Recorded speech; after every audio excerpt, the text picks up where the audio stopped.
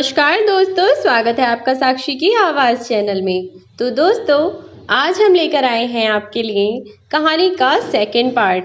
कहानी के पहले भाग में आपने देखा कि किस तरह माँ बाप को छोड़कर बेटा विदेश पढ़ाई करने के लिए गया और माँ बाप ने भी अपना सब कुछ न्यौछावर करके उसे विदेश पढ़ने के लिए भेज दिया, इस उम्मीद में कि एक न एक दिन जब यह बड़ा होकर अच्छा खासा कमाने लगेगा तब यह भी हमें अपने साथ ले जाएगा। लेकिन बेटे ने विदेश जाकर अपने रंग ही बदल दिए। उसके बाद क्या हुआ, आइए जानते हैं इस कहानी में।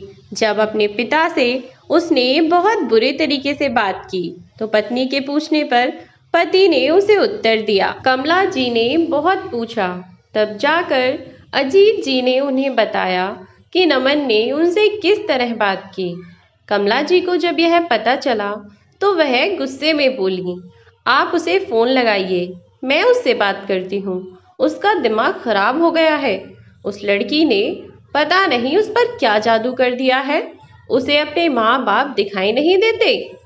अजीत जी तो अब तक समझ चुके थे कि अब उनके बेटे में उनका कुछ रहा ही नहीं है। अब तो बस जैसे भी है और जो भी है उनकी अपनी केवल पत्नी है। बेटा तो केवल नाम का रह गया है। लेकिन कमला जी अभी तक इस सच्चाई को स्वीकार नहीं कर पा रही थीं। अपने बेटे पर अपना अधिकार मानकर वह उसे कभी भी कॉल करने लगती और अजीत जी को इस बात का डर सताता कि कहीं नमन ने उनसे भी कुछ कह दिया तो क्या होगा। वैसे भी अजीत जी का था ही कौन उनकी पत्नी के अलावा। ऐसे में अगर उन्हें कुछ हो जाता तो अजीत जी खुद को नहीं संभाल पाते। इसीलिए वह अक्सर ही अपनी पत्नी से मना किया करते थे कि नमन बिजी रहता है, तुम हर वक्त उसे परेशान मत किया करो। और एक दिन वही हुआ जिसका अजीत जी को डर था। नमन ने फ़ोन नहीं उठाया और कमला जी बार बार फ़ोन कर रही थीं। नमन ने गुस्से में फ़ोन उठाकर कहा, एक बार में समझ नहीं आता, जब फ़ोन नहीं उठा रहा हूँ इसका मतलब मैं बिज़ी ही होऊंगा। आपको इतनी भी तमीज़ नहीं है कि जब कोई इंसान एक बार फ़ोन काट दे तो दोबारा फ़ोन नहीं करना चाहिए। आपको अभी तक समझ नहीं आया कि मुझे आप लोगों से कोई मतलब नहीं रखना है। क्यों आप लोग हर समय मेरे पीछे पड़े रहते हैं। कमला जी की तबीयत पिछले कुछ दिनों से वैसे भी खराब थी और जब उनके इकलौते बेटे ने उनसे इस तरह बात की तो वह यह सदमा बर्दाश्त नहीं कर पा रही थीं और धीरे धीरे उनकी तबीयत दिन ब दिन गिरती चली गई और एक दिन वह चक्कर खाकर बीच बाजार में गिर पड़ी। कुछ राहगीरों की मदद से उन्हें अस्पताल में पहुंचाया गया। किसी पड़ोसी ने अजीत जी को खबर की तो वह अस्पताल पहुंचे। अस्पताल में डॉक्टर से बात करने के बाद पता चला कि कमला जी की किडनी फेल हो चुकी है। उन्हें यदि डोनर मिल जाता है तब वे अपना बाकी का जीवन जी सकेंगी, अन्यथा कुछ कहा नहीं जा सकता कि उनके पास कितना समय है। ज़्यादा से ज़्यादा 1 या 2 महीने का समय उनके पास है। डॉक्टर ने जब अजीत जी को यह बताया तो उस समय उनके हाथ पैर बिल्कुल ठंडे पड़ गए थे। वह समझ नहीं पा रहे थे कि अपनी जीवन संगिनी को वह कैसे बचाएंगे, क्योंकि उन्होंने अपना सब कुछ पहले ही अपने बेटे के ऊपर न्यौछावर कर दिया था। अब बचा कुचा एक घर ही था। इन सब सोच विचार में डूबे हुए अजीत जी को जब नर्स ने बुलाया और वह अंदर गए तो कमला जी के पूछने पर वह सच नहीं बोल पाए कि तुम्हारा बेटा आज 2 दिन बाद भी तुम्हें देखने नहीं आया। उन्होंने कमला जी की तबीयत और ना बिगड़ जाए इस डर के कारण झूठ कह दिया कि तुम्हारा बेटा अभी आया था, लेकिन जब वह आया था तब तुम सो रही थीं। बाहर निकलकर बैठे हुए अजीत जी अब गहरी सोच में डूबे हुए थे कि जब कल कमला मुझसे पूछेगी कि उसका बेटा क्यों नहीं आया तो मैं उसे क्या जवाब दूंगा। साथ ही साथ उन्हें इस बात की भी चिंता थी कि वह कमला जी का इलाज कैसे करवाएंगे। क्योंकि उनके पास तो इतने पैसे भी नहीं थे। इसके अलावा वह दाता कहाँ ढूंढेंगे जो कमला जी को अपनी किडनी दे सके, क्योंकि उनका बेटा तो यह सब करने से रहा। पेंशन के पैसों से जैसे तैसे वह दोनों अपना खर्चा चला रहे थे। बची कुची हुई रकम ही थी जो उन्होंने जमा की थी। वह तो कमला जी के इलाज के लिए जो पैसे चाहिए थे उनमें ऐसे थी जैसे सागर में एक लोटा पानी बढ़ने से कोई फर्क नहीं पड़ता, वैसे ही उन पैसों का उस रकम पर कोई फर्क नहीं पड़ता जो कमला जी को बचाने के लिए चाहिए थी। बेचारे चिंता में डूबे जा रहे थे। यही सब सोचते सोचते वह पानी पीने के लिए जा ही रहे थे कि तभी अचानक वह किसी आदमी से टकरा गए और माफी मांगते हुए जैसे ही उन्होंने अपनी नजरें उठाईं तो एकाएक उनके चेहरे पर मुस्कान आ गई। वह हंसते हुए उस आदमी को गले लगाते हुए बोले, अरे तुम कैसे हो भाई रजनीश? सामने वाला व्यक्ति भी अजीत जी को गले लगाता हुआ बोला, अरे भाई मैं तो अच्छा हूँ, तुम बताओ तुम कैसे हो? आज कितने वर्षों बाद तुमसे मिलना हुआ और वह भी अस्पताल में। सब ठीक तो है? तुम यहाँ कैसे आए हो? अजीत जी ने उस आदमी से पूछा तो उसने उत्तर दिया, कुछ नहीं भाई, दरअसल कुछ समय से पेट में दुखन की शिकायत है तो सोचा कि डॉक्टर को दिखा देता हूँ, बस इसीलिए अस्पताल आया था। और तुम सुनाओ, तुम यहाँ कैसे? तुम्हें तो कोई परेशानी नहीं है? अजीत जी बोले, अरे नहीं यार, मैं तो ठीक हूँ, बस तुम्हारी भाभी यहाँ एडमिट हैं तो बस मैं उन्हीं के साथ यहाँ हूँ। रजनीश जी बोले, क्या हुआ भाभी जी को? सब ठीक तो है? कोई परेशानी वाली बात तो नहीं? अजीत जी वैसे भी बहुत ज्यादा परेशान थे। वे अपना दुख कब से किसी अपने से बांटना चाहते थे, पर उन्हें कोई ऐसा इंसान मिला ही नहीं जिससे वह अपनी तकलीफ बांट सकें। पर आज इतने दिनों बाद किसी का अपनापन मिला तो उन्होंने अपनी जीवन की किताब उनके सामने खोलकर रख दी। अजीत जी ने रजनीश जी को सारी बात बताई और रजनीश जी यह सब सुनकर हैरान रह गए, क्योंकि अजीत जी जिन्होंने अपने पिता की जान बचाने के लिए अपना सब कुछ बेच दिया, आज उनका बेटा अपनी माँ को बचाने के लिए कुछ नहीं कर सकता, यहाँ तक कि वह उन्हें देखने भी नहीं आ सकता। रजनीश जी को भी यह सुनकर बड़ा दुख हुआ, किंतु वह दुखी होकर अजीत जी के आंसुओं का सैलाब बढ़ाना नहीं चाहते थे। इसलिए वह अजीत जी को ढांढस बंधाते हुए बोले, मित्र, यह समय रोने या हिम्मत हारने का नहीं है, बल्कि यह समय तो संयम, धैर्य और दिमाग से काम लेने का है। यह समय है उन लोगों को सबक सिखाने का जिन्होंने तुम्हारे साथ गलत किया है। अपनी औलाद को यह बता दो कि तुम अभी भी उनके ऊपर निर्भर नहीं हो और ना ही उन्होंने तुम पर कोई एहसान किया है। तुम उनसे यदि कुछ मांग भी रहे हो तो वह तुम्हारा अधिकार है, जो कि उन्होंने तुम्हें प्यार से नहीं दिया, तो अब तुम सख्ती से अपना अधिकार मांगो। अजीत जी प्रश्न भरी निगाहों से रजनीश जी की तरफ देखने लगे। तब रजनीश जी बोले, मित्र, तुम्हें खुद को थोड़ा सा कठोर बनाना होगा, तभी तुम अपनी औलाद को सबक सिखा सकते हो। रजनीश जी ने अजीत जी को जैसे जैसे बताया, अजीत जी ने भी बिल्कुल वैसे वैसे ही किया। उन्होंने अगले ही दिन अपने बेटे पर केस दर्ज कर दिया। धोखाधड़ी का केस उन्होंने अपने बेटे पर लगाया और उससे अपने रिटायरमेंट के वक्त मिली हुई रकम की वापसी करने की मांग की। विदेश में रह रहे नमन को जब नोटिस पहुंचा तो वह अगले ही दिन इंडिया आ पहुंचा। भारत पहुंचते ही वह अपने पिता से मिलने उनके घर पहुंचा, जहां से उन्होंने नमन को यह कहकर भगा दिया कि आगे की बात तुमसे मेरा लॉयर करेगा और अगर तुम वह पैसे देने के लिए तैयार हो तो मैं यह केस वापस लेने के लिए भी तैयार हूँ। इस पर नमन बोला, वह पैसे मेरे पास नहीं है, वह पैसे कब का खर्च हो चुके हैं। और कैसे बाप हैं आप? आपको इतनी सी भी शर्म नहीं है? अपने बेटे पर भला कौन बाप केस करता है?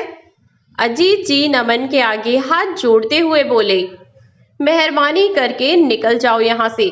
मैं नहीं चाहता कि मैं अपने दरवाजे पर आए हुए किसी मेहमान को धक्के देकर निकालूं, और यह सब बातें तुम तो मेरे सामने ना ही करो तो अच्छा होगा। कहते हुए उन्होंने नमन के मुंह पर दरवाजा बंद कर दिया। अगले दिन तक यह बात पूरे शहर में आग की तरह फैल गई कि एक बूढ़े पिता ने अपने ही बेटे पर केस दर्ज किया है, जिसका कारण है उनके बेटे द्वारा की गई धोखाधड़ी, जिसने धोखे से अपने पिता के सारे पैसे हथिया लिए और जब मुसीबत के समय उनका साथ देने की बारी आई तो अपने हाथ झाड़कर अलग हो गया। नमन को अपनी बदनामी होता देख बहुत बुरा लग रहा था। वह कोर्ट पहुंचा और वहां जाकर उसने एक लॉयर से बात की। रजनीश जी ने लोकल न्यूज़ रिपोर्टर की मदद से इस बात को आसपास के सभी शहरों में पहुंचा दिया। सभी न्यूज़पेपर में ब्रेकिंग न्यूज़ या हेडलाइंस के तौर पर यही खबर थी कि कैसे एक बेटे ने अपने बाप के साथ धोखा किया और मां को अंत समय पर भी देखने तक का नहीं सोचा। यहाँ तक कि उन्हें मरते हुए छोड़ वह विदेश में ऐश कर रहा था। नमन अपनी पत्नी और अपने बच्चों को भारत लेकर आया था, क्योंकि नमन भारतीय था और वह हिंदी भाषा बोलता था, तो उसकी पत्नी और उसके बच्चे को भी हिंदी आती थी। नमन का 5-6 साल का बेटा होटल में घूम रहा था। जब रूम सर्विस का एक आदमी चाय लेकर आया तब उसने न्यूज़पेपर में अपने पापा की फोटो देखी, जिसे देखकर वह पहले तो डर गया। फिर उसने चाय देने जो आया था उस व्यक्ति से पूछा तो उस स्टाफ के आदमी ने बताया कि यह आदमी जिसकी फोटो इस अखबार में छपी है वह बहुत बड़ा धोखेबाज है, बहुत ही नालायक इंसान है। यह इतना गंदा इंसान है बेटा, ये बहुत बुरा आदमी है, इसके बारे में मत पूछो। इसने तो अपने बाप और माँ को उनके बुढ़ापे में मरने के लिए छोड़ दिया और धोखे से उनके सारे पैसे हड़प लिए। नमन जब कोर्ट से होकर वापस लौटा तो उसका बेटा नमन से बोला, पापा आप धोखेबाज और नालायक बेटे हैं। अपने छोटे से बेटे के मुंह से यह सुनकर पानी पीता हुआ नमन रुक गया और उसका पानी गले में ही अटक गया। वह आश्चर्य के साथ बोला, यह सब तुम क्या कह रहे हो और तुम्हें यह सब किसने सिखाया? तब वह छोटा बच्चा बोला, आपने अपने पापा के साथ इतना बुरा बर्ताव क्यों किया? आपने उनको चीट क्यों किया पापा? आपने उनके सारे पैसे छीन लिए और अब आपकी मम्मा बीमार है तो आप उन्हें देखने भी नहीं जाते। नमन बोला, बेटा मैं यह सब आपके फ्यूचर के लिए कर रहा हूँ, इसे चीट करना नहीं कहते। इंसान को अपने बारे में सोचना चाहिए।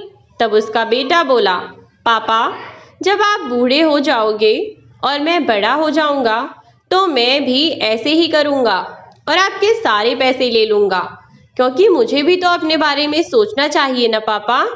बच्चों ने मासूमियत से जवाब दिया, लेकिन इस बार इस बच्चे के जवाब ने नमन को हिलाकर रख दिया। अपने बेटे के मुंह से जब उसने सुना कि उसका बेटा बड़ा होकर उसे भी इसी तरह छोड़ देगा दर दर की ठोकर खाने को, तब उसे एहसास हुआ कि उसके माँ बाप पर क्या बीत रही होगी, जिन्होंने उसके लिए क्या कुछ नहीं किया, अपनी सारी खुशियां त्याग दी, अपना सब कुछ उस पर न्यौछावर कर दिया, और आज जब उन्हें इसकी ज़रूरत है तो उसने अपने हाथ झाड़ लिए। पूरे शहर में नमन का केस इतना ज़्यादा हाईलाइट हो चुका था कि इसके बारे में लगभग शहर के हर व्यक्ति को सब कुछ पता था। एक बुजुर्ग महिला की जिंदगी इस केस के ऊपर निर्भर थी, अतः इस केस को बहुत सीरियसली लेकर जल्द से जल्द इस पर सुनवाई की गई। अदालत में नमन और अजीत जी दोनों को बुलाया गया और वकील ने अपनी कार्यवाही शुरू की। अजीत जी के वकील ने नमन से सवाल करने शुरू किए तो नमन की सिट्टी पिट्टी गुल हो गई। वैसे भी आज नमन की आंखों में चालाकी और फरेब की जगह पछतावा और दुख था। जब जज साहब ने अजीत जी से पूछा कि आपने अपने बेटे पर केस क्यों किया है, तो अजीत जी ने उन्हें सारी बात सच सच बता दी। बचपन से लेकर आज तक उन्होंने अपने बच्चों के लिए क्या किया, क्या नहीं, किन हालातों में उन्होंने विदेश भेजा, उन्होंने सब कुछ बताया। अपनी जीवन गाथा बताते बताते वह अपनी भावनाओं पर काबू न रख सके और वहीं सबके सामने फूट फूट कर रोने लगे।